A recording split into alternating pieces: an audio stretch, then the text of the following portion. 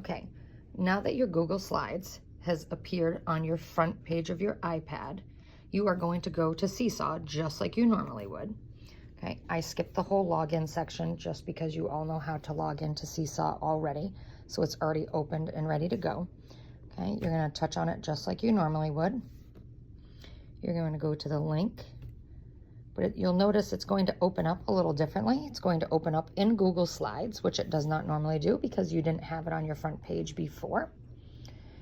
Okay, and what we're going to be looking for is so it's opening up to today's because that's what I chose. So we're going to go back one so I can get all of the slides that you have seen so far today, or for this year, I'm sorry.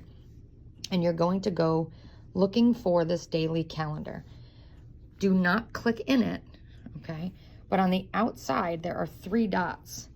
If you click those 3 dots, you're going to get a choice to make a copy.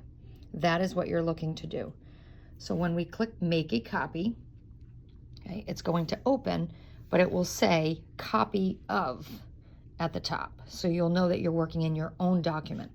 So now it says copy of daily calendar math routines.